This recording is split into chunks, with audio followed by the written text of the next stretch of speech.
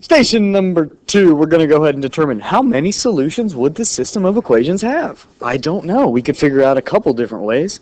The first way we're going to figure out is we're going to graph them, and we're going to just see how many times these two lines crash into each other. If they intersect once, they have one solution. If they don't intersect, they don't have any solutions. Or maybe, just maybe, they're the same line, which means they have infinitely many solutions.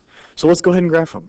The first one, part A, y equals 3x plus 2. Hey, slope-intercept form. I'm awesome at slope-intercept form. I start at the y-intercept 2, and I put a dot, and then I count my slope. Up 3 over 1, up 3 over 1. That's the same as going down 3, left 1, down 3, left 1. Nice, pretty line. Let's go ahead and draw it. Use a straight edge. Make it nice and pretty. Good, good. All right, the other one, y-intercept is 5, so I put it out at 5. And the slope, again, is 3. Up 3 over 1, up 3 over 1. That's the same as down 3, left 1, down 3, left 1. I got these nice, pretty lines. I don't think these guys are going to run into each other. I'm pretty sure they have the same slope of 3, which means they start in different places. They're never going to touch. These guys are parallel. No solutions. Part B.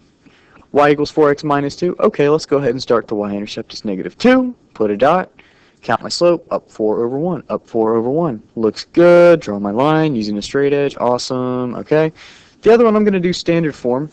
When I get my x-intercept, I find that it's 1/2, 0, which kind of looks like I've seen that point before. Okay, we'll come back to it. My y-intercept, when I divide both sides by -1, I get -2, which is also a point that's already on this line. I got a sneaking suspicion something's going on here. So I'm going to solve this equation for y. When I subtract 4x, I get -y equals -4x plus 2. When I divide, I get y equals 4x minus 2. That's the same as the one above. These are the same line. These are the same line. That means they always touch. That means there's infinitely many solutions. All right, let's come down here to the second group. Determine whether the system has one, no solution, infinite many solutions. Okay, part A. How many solutions would these guys have? Well, they're both in slope-intercept form, which means I can look at their slopes. They both have the same slope. Their slope is 4, but they didn't start in the same place. They have different y-intercepts. If they have the same slope and different y-intercepts, that means they're parallel, which is like that one above. These guys are never going to touch. They have the same slope and different y-intercepts. So no solutions because they're parallel. Second one, y equals 3 plus 4x. That's kind of weird. I know the slope is 4 and the y-intercept is 3, but they're in a weird order. Okay, this other one isn't in anything nice, so I'm going to go ahead and solve it for y.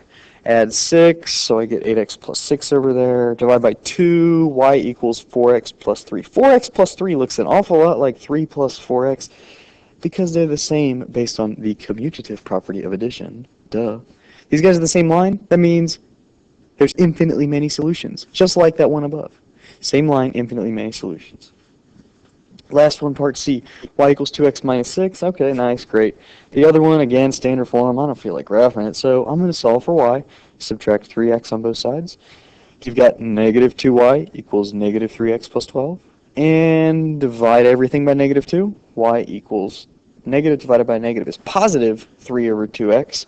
And 12 divided by negative 2 is negative 6. So y equals 3 over 2x minus 6.